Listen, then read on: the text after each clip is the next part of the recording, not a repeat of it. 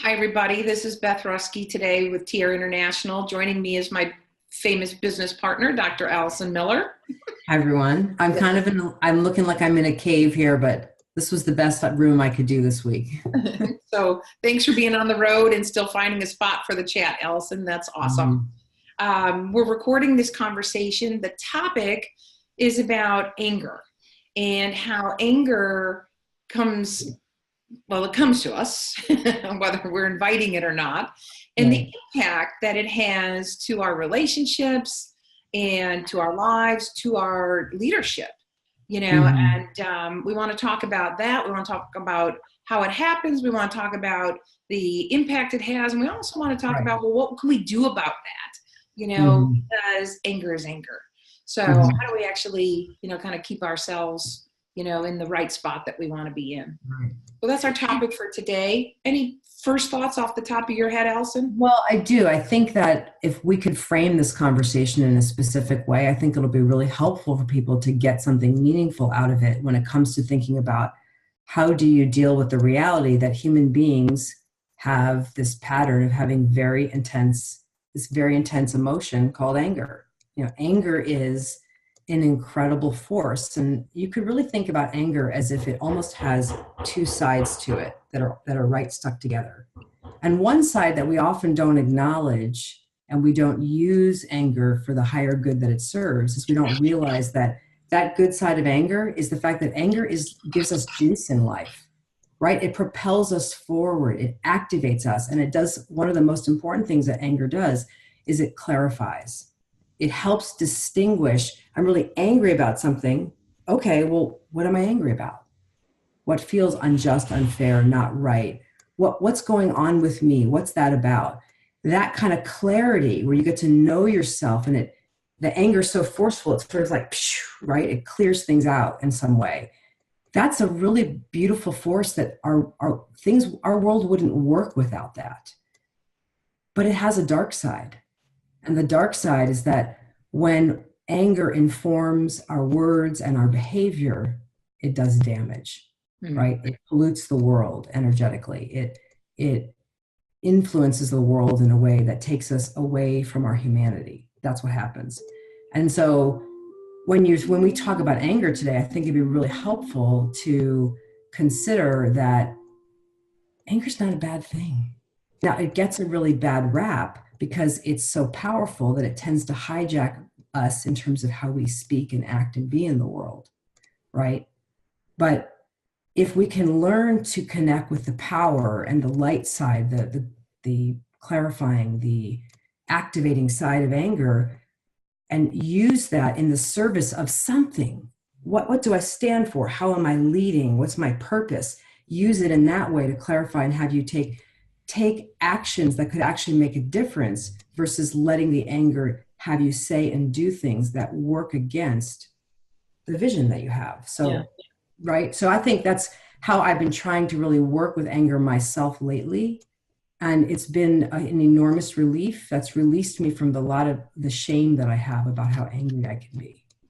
What's interesting too is about when we think about anger, and I like how you're framing it up because, it's kind of the visual that came to mind as I was listening to you was that of a volcano, the pressure builds and builds and builds and then it explodes. Now that actually serves a purpose as you're describing. It serves a purpose, like to actually, allow, the ground and all of the energy below a way to escape, that's fine. But you also said something about, so we could take inspired actions, I think, instead of reacting. Like that's there it's kind of like that. So there's the view I think that a lot of people have of anger is that it's just something that erupts. And what I hear you describing is anger is a signpost that there's something happening that you're going to want to make some choices, one way or another. And based on those choices, your impact's going to be one thing or another. And I really like that, and anger, let me kind of take us back just for another minute here, is anger also I think we go to anger, or we use the word anger, and it's like this multitude of emotions as you were describing. But actually, my first telltale sign is frustration.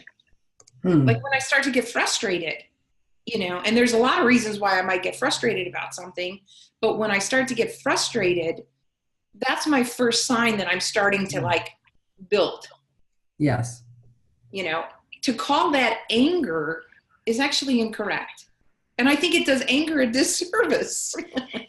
It gives anger a bad name, so to speak. Right. Yeah. What do you think about like the range of words? Pardon?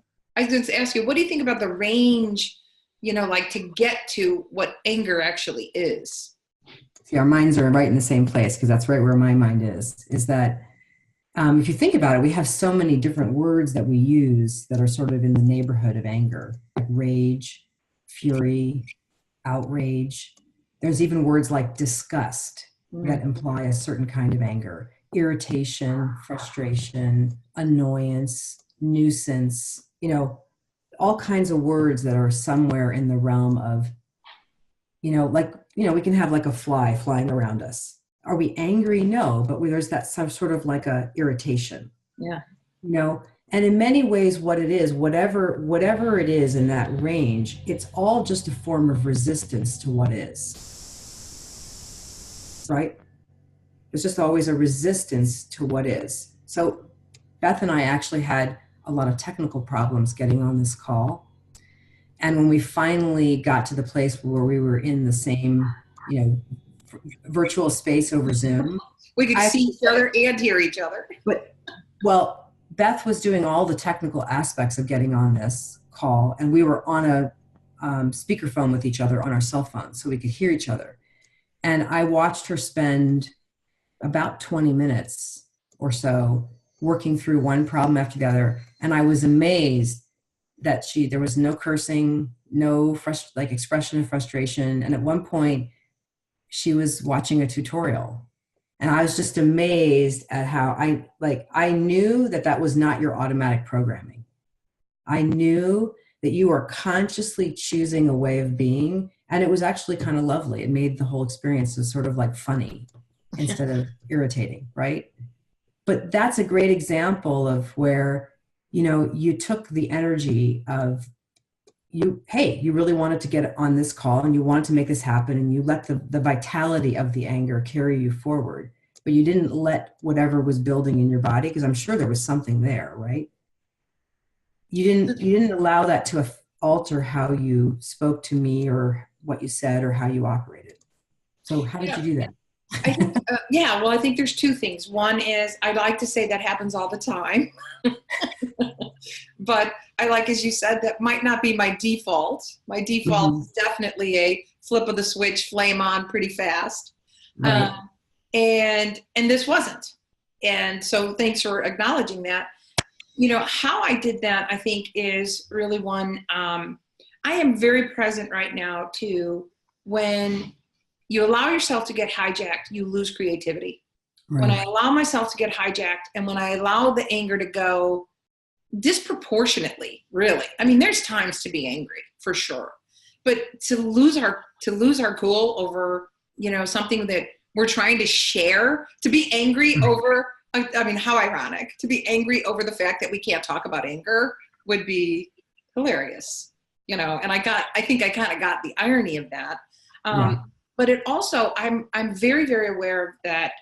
When you give way to that, you lose your creativity. And we were both totally committed to having this conversation in some shape or fashion today. And because of that, we both stayed in the moment. Yes, exactly. And I think that's really cool. And you and I were talking about this before we went live. There's a book that we've used and loved for years, Leadership and Self-Deception. It's a little old school. It's by the Arbinger Institute. And it really talks about how you have to take personal responsibility. If you want something to be different, if you want change, if you want to have a different relationship, whatever it is, you've got to take the personal responsibility for that. And that is all you can control. I could not control whether or not I was going to find the right answers. I could control how I approached finding the right answers. And I think that's really important for leaders. When people are watching you, they're they're watching your behavior more than your words, right? They're watching how your leadership being is showing up. Is she really calm in crisis? Is she a whack job? Is she, somebody flies off the handle? And just seeing how you actually show up. And I think, and I'm going to ask you, Alison, how you show up in a crisis. I've heard, now my first reaction to something is usually, it's a reaction, and my first reaction is usually, damn it, that's not what we want, right? Like that is almost like a wiring that I can't stop. But what I've learned and taught myself to do immediately is, once that has happened, is I shift into, okay, so what are we about? What are we trying to actually solve for? What do we want to have happen? And the feedback I've gotten from a lot of people is that she is very calm in a crisis. She's the type of person who you like to be around because her energy is so smooth. Now, I might melt down after, but we're all humans, but in the crisis, like, that's something that I think, is a really cool leadership skill. What do you see for yourself? What do you think about that? Well, I think that one of the things that's really important to recognize is that anger is sort of like a force that just moves freely through, us human beings who live on this planet. It visits us, it goes away, comes back again. And for some of us, it's kind of a go-to emotion, right? We go right to anger and we don't have a problem allowing anger to move through us. Other people have enormous amounts of shame about anger, or or terrified of it, and do a lot of suppression of their anger. Different things happen with anger, but I think one of the things that is really incredibly important to remember as a leader, of why it's absolutely critical that you do some kind of personal growth or transformational work, is because you're leading other people. And those people who work for you have been wounded and hurt, and many of them have been on the receiving end of really intense parental anger. So if you as a leader aren't doing your work so that you can, for example, as Beth said, be calm in a crisis, right?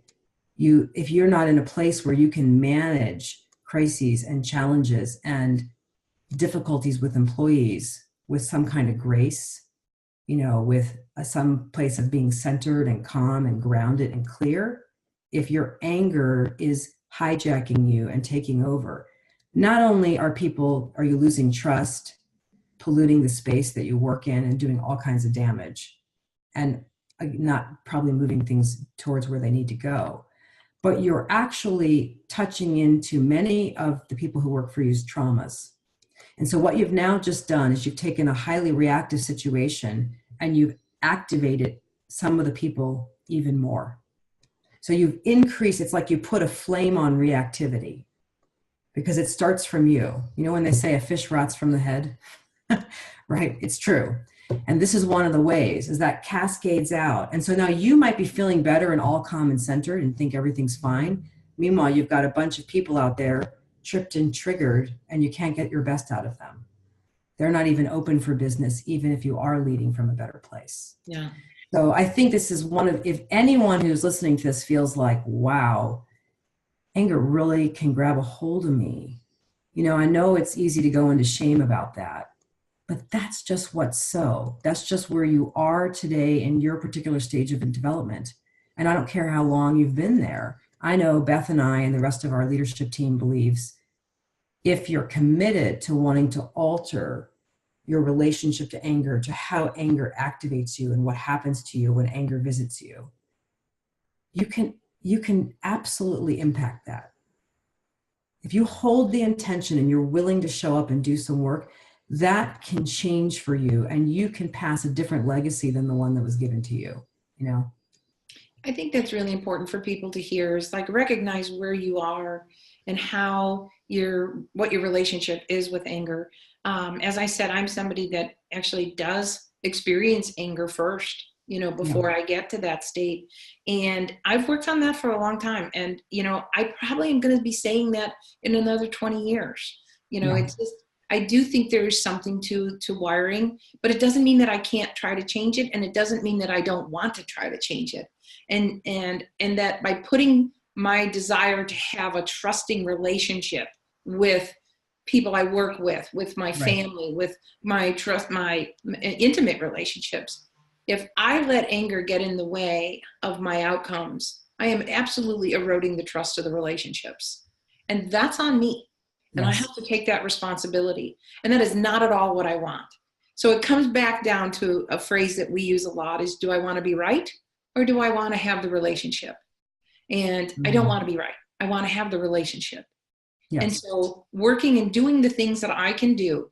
And I like, shame is such a strong word. Sometimes we shy away from it. But, when you do something you wish you didn't, that's shame. Like you kind of get to that blame or shame. And the thing about it is just treat yourself as a human being. Treat yourself as your own friend to be like, okay, that is not the ideal reaction that I would have liked there. I'm going to try again. You can ask your loved ones for a do-over. You can try, your effort to be vocalizing and trying and working on yourself is make it visible. Let them see what you're doing. I guess, and my last comment would be that, really, be honest with yourself and with those around you. You are not perfect. I would never promise to someone that I will never lose my cool again. Yeah. I won't make that promise, but I will promise to be, as loving and as humane and as, committed to the outcome and our relationship as I possibly can in any moment. Yes. Yeah. And you're going to clean things up. And that because of how anger shows up for you, you understand how your machinery works. And so that you're going to have a sense of humility there of, I'm going to have things to clean up. Right. But when you become someone who cleans up, by the way, every time you clean it up, when you used your anger in a way that was damaging, you're actually fast tracking yourself to being able to choose to have a moment where you're about to see yourself go down the usual path, and you'll be able in the moment to choose something else. Now that is something I hope for everyone listening that you get to experience in your life, because that's one of the great joys of living, is those moments where you recognize you have a choice and you're now embodied in a way where you can actually take it. That takes time and practice. I'm working on that every single day of my life. Beth, I want to say one last thing before we end that I think is incredibly important, and I don't want to overlook it, which is that anger is one of the most powerful forces on the earth in a particular way, which is that it's like a serious antidepressant. And so there is a way in which anger can become addictive. People can be addicted to being angry because it gives them a feeling of power. I told him, I'm going to give it to her, that kind of like that sense of, I'm going to let that person have a piece of my mind. You can feel it puffed up in a sense of power, and it activates you out of the sorrow that's underneath, right? So actually, when we have a very angry population, we have a very sad population. And people use anger as a way to lift themselves out of depression, okay? Now, we need to be aware of this as a human species on this planet, because there are people who are really, really have a gift for exploiting that vulnerability, that people will get charged up in anger to move away from their sorrow. And so they can use that as a means to manipulate the population. Does that make sense? Yeah. And so this is happening all over the world right now in pockets where we have people who are putting out propaganda against immigrants and stoking the fires of hatred and racism and all kinds of things that would be literally us going back in time, like a reversal on the progress we've made, okay? So we've got people right now in positions of power or who are jockeying to be in power, who are manipulating this incredible vulnerability that anger is one of the most powerful antidepressant there is. There's nothing you can get in a pharmacy more powerful than it. Wow. So when we have people manipulate that, that is very, very dangerous for our world. And we need to be conscious of not allowing ourselves in our anger to get caught in that. That we have to stay willing to be connected to the sorrow underneath. Because if we don't stay connected to our sorrow, we'll let go of our empathy and our compassion. You know, I hear what you're saying, you know, Alison, and this might be our wrap up, is that, you know, we have talked all about, you know, the full range of anger coming, how it's sourced in sorrow. And there's these little signposts for yourself to recognize as you're building to anger, and how anger in an emotive, you know, volcanic type state is such a powerful force. It can be even so addicting. And I think the thing to, you know, really leave everyone with is that we are a choice. We are a choice for how we show up. We don't have to do things a certain way. We want to grow in our own awareness all the time. And by doing that, we reiterate our choices, you know, and what we want. And I think it's important that, you know, we talk about also like being focused on what we want. You know, I want to be focused on the relationship. I want to be focused on the outcome. I want to be focused, like we just did on this call. I want to be focused on having a great conversation and not annoyed and not focused on the annoyance. Yes. And I think if people really can practice coming from that concern of like the collective frenzied, we start to diminish it. Yes. Because each of us are diminishing it in ourselves. Yes. You know, Beth, something that I think we should talk about and do it. I think we could probably actually do, honestly, several recordings in a row on anger, because there's so much more to talk about. And I just want to point out something that I think hopefully we could do in the next few weeks for, you know, our listeners, is to talk about more about the light side of anger and how women can use anger to wake up their voice, to clarify, to speak to the truth, and to speak truth to power. Because there's a lot of things about the way that our world, the direction that our world is going right now, right? And that the direction that many countries have gone. Women have a lot to say about what's going on. And I think we can use our anger, and anger is at an all-time high among women right now in our nation. It's incredible, right? What are we going to do with it? How are we going to use it for a good purpose? And I'd like for us to talk about that. Let's commit to that. We'll, you know, anyone listening to this recording, you know, come back to the next one, because we're going to take it to the next level. And I do think, you know, personally, given what's gone on, you know, the last several years in our country, and I actually heard my husband say to me, "You sound so angry." And I remember saying, "I am angry." And what he said to me was, you have to find a way to express it that people hear behind your anger. And that's where I would like us to take this. Sure. Like, I have the right to be angry, of course, you know, but my point isn't to just be angry. My point is, you know, how do we actually move beyond our anger to be heard? And then what we need to talk about too is how we do that while there's a simultaneous shift that has to happen with that. Because if this second shift doesn't happen, this will never happen, because it will be all women's work, is that men have to start to learn how to deal with the reality that they are profoundly vulnerable in ways they don't admit. And it's very, very difficult for them to hear anger from women, because it hugely triggers their shame. And men need to learn how to show up and bring a healthy masculine energy that's still loving and, you know, that's balanced, but be able to show up and be able to be like, yeah, my woman's angry. I can handle it. I got space for it. Because we have a whole nation of powerful men here in the United States who wield power, but they don't have any room for women to be angry. And I'm not talking about a particular political party, but I think both what you said and supporting men to make a shift simultaneously. That's cool. Make a huge difference. Yeah. You know? Okay, Hey, great. thanks for the conversation today. I really enjoyed it. If you're listening to this recording, please like us. Please like us on our YouTube.